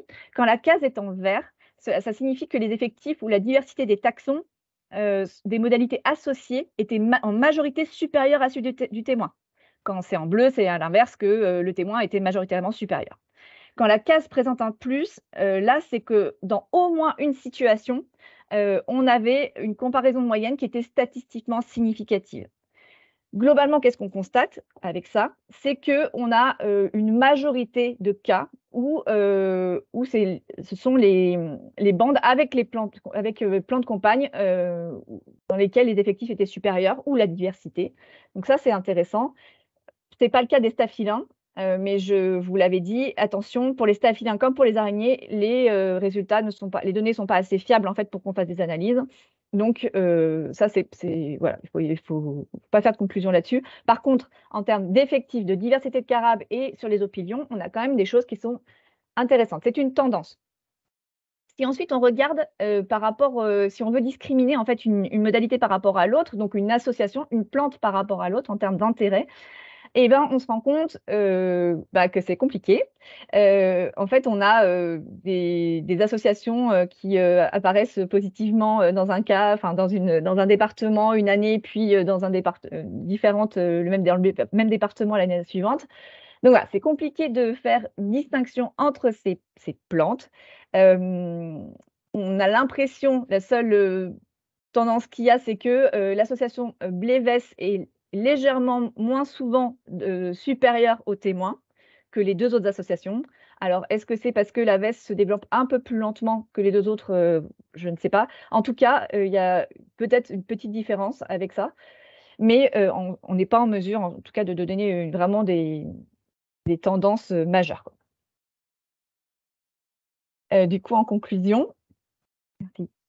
Donc, pour conclure, on a donc bien une faune auxiliaire terricole active durant l'automne, surtout en ce qui concerne donc les carabes et les opilions. Et on observe de manière générale une tendance à avoir des effectifs d'auxiliaires terricoles supérieurs dans les modalités avec plantes compagnes, sauf pour les staphylins, de même qu'une diversité de carabes plus élevée. Il faut néanmoins, attention, les résultats sont très variables en fonction des sites, en fonction des années, en fonction de la réussite de la bande. Donc aujourd'hui, avec les résultats qu'on a, ils ne nous permettent pas en fait de conclure définitivement sur l'effet de la pratique. Je laisse maintenant la parole du coup à Clara. Donc, merci. Donc, bonjour à tous. Clara Hay, conseillère à la Chambre d'agriculture de l'Indre. Donc, moi, je vais vous présenter les principales conclusions du projet.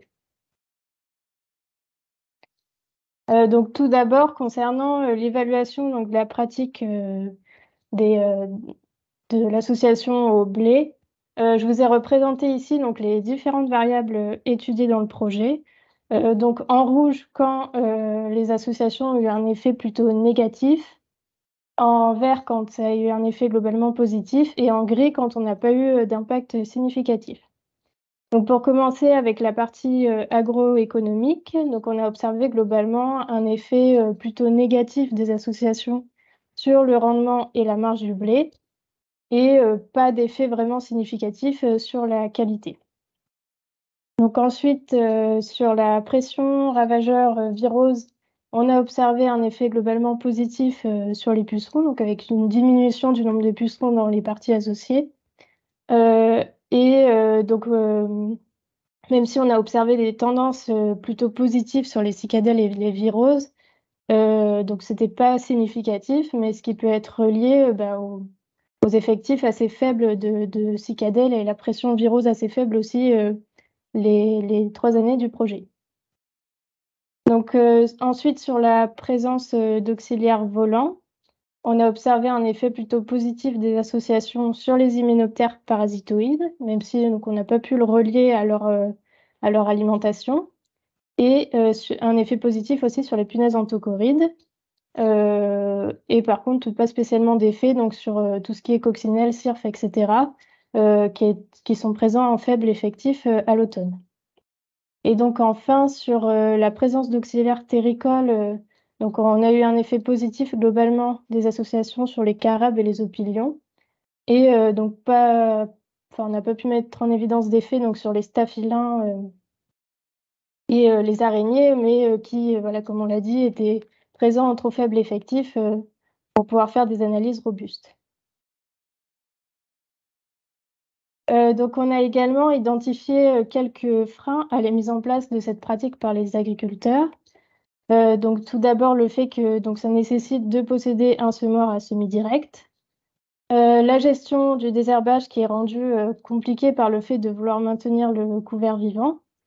Et la levée des couverts qui est souvent difficile en période estivale. Donc on a également identifié quelques perspectives intéressantes suite à ce projet. Donc la première, c'est que là, les résultats qu'on a obtenus étaient globalement dans des situations avec une faible présence de virus ces 3 années. Et donc on pourrait imaginer que avec une forte présence de virus, on pourrait avoir des résultats plus significatifs. Ensuite, donc dans d'autres projets et études, il a été mis en évidence d'autres effets bénéfiques découverts qui n'étaient pas étudiés ici, comme par exemple une meilleure accessibilité des éléments minéraux pour la culture. Donc en lien avec ça, on peut imaginer que dans d'autres conditions, telles que des conditions limitantes en azote, on aurait pu avoir un impact plus favorable découvert. Donc ensuite, par rapport à l'évaluation économique, comme on l'a évoqué un petit peu dans la première partie de questions-réponses, ici, donc on ne récoltait pas les couverts, mais donc on aurait pu effectivement avoir un impact économique plus positif si on avait été dans le cadre d'une double culture, même si donc ça implique d'avoir un triage, c'est un peu plus compliqué. Et donc enfin, on peut aussi imaginer d'autres manières en fait d'utiliser ces associations de culture, en les disposant différemment, par exemple en ayant des bandes de couverts voisines du blé au lieu d'une association stricte, ce qui pourrait notamment régler les problèmes de désherbage. Donc enfin, suite à ce projet, on a abouti à un itinéraire technique adapté donc à la culture de blé associé.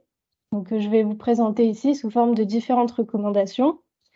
Donc la première porte sur le choix de l'espèce de couvert. Donc nous, on recommande plutôt la févrole. Pourquoi? Parce que elle a une meilleure rusticité que les autres, et donc on a observé globalement une meilleure levée, un meilleur développement et une meilleure résistance aux herbicides qui peuvent être appliqués sur le blé. Donc en termes de préparation, on recommande donc un déchômage précoce et une préparation du sol en vue du semis découvert.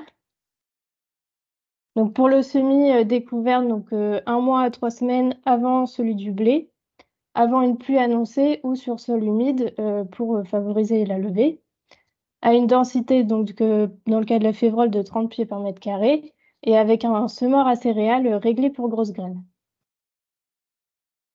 Et donc ensuite, on vient semer le blé en direct dans la févrole quand elle a atteint 4 feuilles, plutôt tardivement, et à densité classique. Donc on a fait également un point spécifique sur la gestion du désherbage, puisque, donc, comme on l'a vu, c'est un enjeu dans les cultures associées. Donc avant le semis, bien gérer donc, les adventices et les repousses en amont. Donc pour ça, on peut faire des faux semis 1 mois et demi avant le semis du blé. Et si nécessaire, on peut appliquer un glyphosate, mais donc attention à un maximum 360 grammes avant l'implantation du blé pour ne pas détruire la févrole.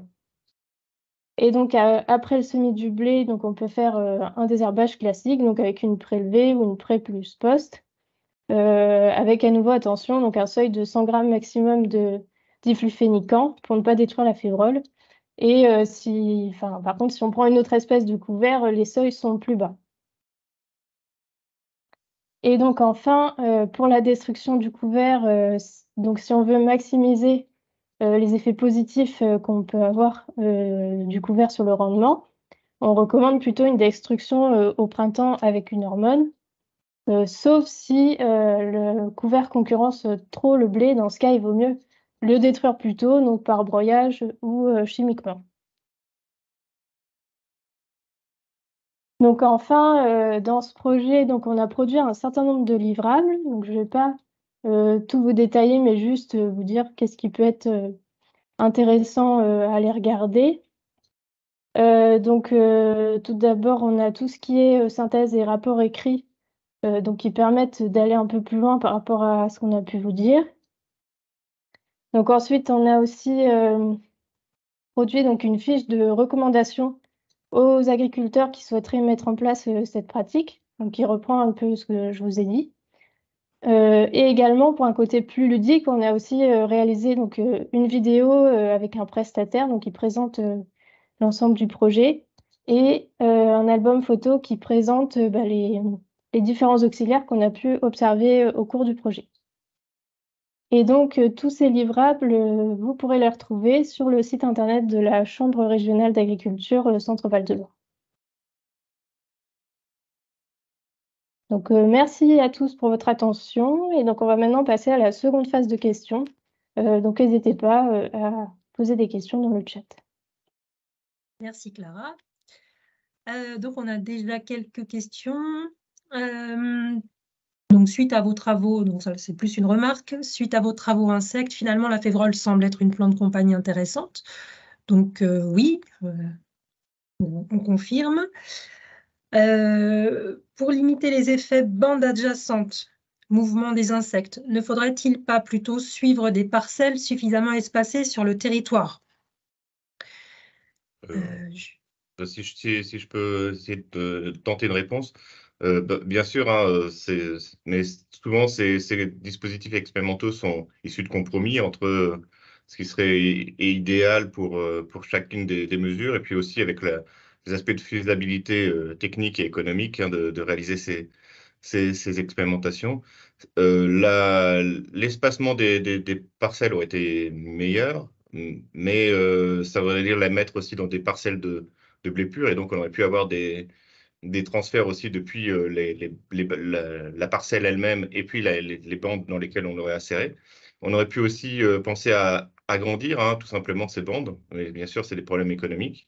Et puis après, si on les espace trop, on peut avoir aussi des influences justement du paysage environnant. Là, le but c'était quand même d'avoir des choses qui soient dans un environnement à peu près homogène de chacune des bandes. Et donc si on avait quelque chose de plus large, de plus grand, on pourrait avoir certaines modalités qui soient plus proches d'un aménagement ou d'un autre, et donc ça aurait pu avoir un effet aussi. Merci Bruno. Quels étaient les précédents culturaux et techniques sur vos parcelles de bandes d'essai? Peut-on vraiment espérer un développement suffisant d'auxiliaires de culture et donc un effet sur la JNO, etc., en 3 années d'essai, sans une réflexion globale à l'échelle du paysage? En bio ou en agriculture de conservation, les effets se voient au bout de 4-5 ans suite à une réflexion globale sur la ferme. IAE rotation. Je ne sais pas qui veut répondre. Question, oui, c'est de savoir est-ce qu'on peut avoir des effets au bout de si peu de temps, et puis est-ce que ça ne dépend pas aussi des précédents culturaux, quoi. Alors pour les précédents culturaux, moi je ne pourrais pas répondre. Par contre, sur la deuxième partie de la question, sur est-ce qu'il ne faudrait pas faire quelque chose de plus global au niveau du système de culture et de la ferme, en fait, là, l'objectif, hein, du projet, c'était d'étudier l'influence des associations de culture. Et c'est quelque chose que l'on retrouve un petit peu partout dans beaucoup d'études, et maintenant qui a été un peu théorisé, c'est que ces mesures, en fait, pour favoriser le contrôle des auxiliaires à faible échelle, souvent, elles vont être efficaces quand les ressources sont limitantes. S'il y a déjà des ressources énormes dans l'environnement, en fait, le fait de prendre la peine de faire une association pour apporter des ressources est peu efficace. À l'inverse, si on est dans un milieu qui est très pauvre, les populations d'auxiliaires indigènes sont trop faibles pour que l'apport de ressources puisse avoir un impact. Et donc souvent, on dit qu'il faut se placer dans dans un niveau de paysage intermédiaire où on a suffisamment d'auxiliaires qui sont présents de façon naturelle, et donc avoir quand même quelques zones de refuge ou des choses comme ça, mais que le système soit limitant en ressources pour que le fait d'en apporter ait un impact. Et donc, c'est difficile de faire ce compromis et de trouver le juste milieu. Si on s'était mis dans des fermes qui étaient, comme on l'a fait nous au printemps, déjà très diversifiées avec énormément de ressources partout, en fait, le fait de faire une association de culture, souvent, n'a pas d'effet puisque, en fait, il y a déjà tout ce qu'il faut et il n'y a pas forcément besoin de s'embêter à faire ça. Merci. Alors là, je vais pouvoir répondre. Le projet est-il terminé ou se poursuit-il? Donc, le projet est terminé. Donc là, on est vraiment dans la production des livrables. Et d'ailleurs, alors, ça va être mis en ligne sur Internet. Et ce qu'on va faire, on vous enverra en fait à tous les participants un mail là d'ici une semaine ou deux avec le lien pour vous dire où vous pouvez trouver les productions du projet sur Internet. Et puis, vous aurez aussi le replay et le diaporama de ce webinaire. Avez-vous des résultats sur des couverts associés pérennes, luzerne, trèfle? Non, ce n'était pas l'objet du projet. On n'a pas abordé ces questions-là. Alors, si je comprends bien, on teste, c'était seulement une seule variété de blé et une seule variété de févrole. Baptiste? Non, il y a différentes variétés de blé au bon vouloir de ce que sème l'agriculteur dans son champ, hein, parce que globalement, c'est l'agriculteur qui nous a semé le blé dans les couverts en direct. Donc, il y a eu tout type de variétés, il y a même eu des mélanges, avec zéro effet de la variété enfin, zéro corrélation entre l'effet de l'association et la variété. Donc, rien à voir de ce côté-là. Après, les variations entre parcelles peuvent s'expliquer potentiellement par les variétés et par les types de sols, bien évidemment. Mais non, différentes variétés et même des mélanges. Pour rebondir sur la partie légumineuse pérenne, on sait que c'est possible techniquement hein, de faire une rotation typée colza blé orge avec de la luzerne en dessous ou du trèfle en dessous, sachant que la luzerne c'est quand même plus dur à gérer en culture associée que des légumineuses annuelles type févrole, pois, oves qui sont capables déjà de geler en hiver. En tout cas, ce serait peut-être pas inintéressant de regarder de ce côté-là, parce que du coup, on dilue la partie surcoût du SMI qui est visualisée sur 3 ans, à minima. Mais on n'a pas de data pour cette partie-là, en tout cas.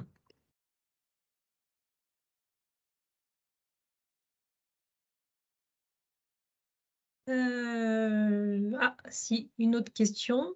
Les questions arrivent au fur et à mesure. Quelle est la plus-value de faire une association blé-plante compagne par rapport à un simple décalage de la date de semis du blé pour éviter, par exemple, les vols de pucerons?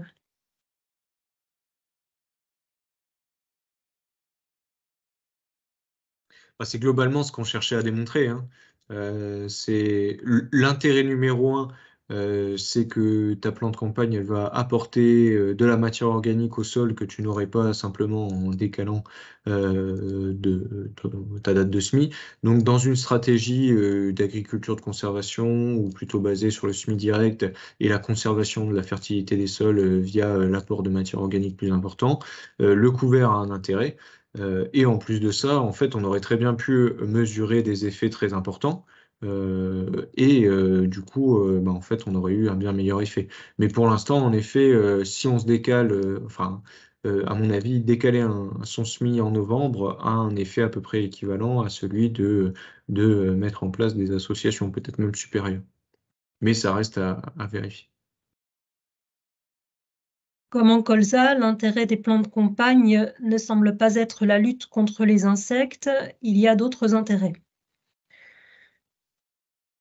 Alors en colza, c'est pas neutre non plus, mais c'est très difficilement quantifiable. Dans les données, on a quand même tendance à dire que le colza associé, en fait, les grosses altises vont se retrouver en face d'un couvert qui peut leur poser problème pour se déplacer, pour arriver dans les parcelles. Et on peut avoir aussi un certain nombre de pontes qui se font dans les pieds de Févrole au lieu de se faire sur les pieds de colza. Et donc, on a une baisse potentielle, ce qui n'a jamais été démontré statistiquement, mais on suppose qu'il y a cet effet-là. Donc pourquoi pas le faire aussi sur toute autre culture? Et j'ai perdu la question. Mais C'était comme en colza, l'intérêt des plans de campagne ne semble pas être la lutte contre les insectes, il y aura d'autres intérêts. Oui, bah, les intérêts, on peut les supposer aussi sur la partie éléments nutritifs. Donc, si on arrive à gérer correctement le couvert sans qu'il apporte de concurrence pour le blé, à faire potentiellement une double récolte, et si on se trouve dans des conditions relativement limitantes en éléments minéraux, on peut avoir un effet positif du couvert, je pense. Mais peut-être qu'il sera moins facilement démontrable que celui qu'on a en colza. Oui, donc on a plus une remarque que votre association blé-févrole pourrait être intéressante pour des éleveurs à condition de récolter le couvert. Dans ce cas, la stratégie devient plus intéressante économiquement, mais à vérifier. C'est ce qu'on disait tout à l'heure, quoi. Si on peut valoriser en plus la plante de campagne. Ce qui est top, c'est dans un système polyculteur élevage, la personne peut vraiment valoriser la partie protéine produite par la févrole, ce qu'on n'arrive pas tout le temps à faire en conventionnel, hein, parce que trouver des gens qui prennent vos graines de févrole, c'est pas forcément facile. Donc là, directement, si on a de l'élevage pour le valoriser, ça a un intérêt un peu plus important. Ouais.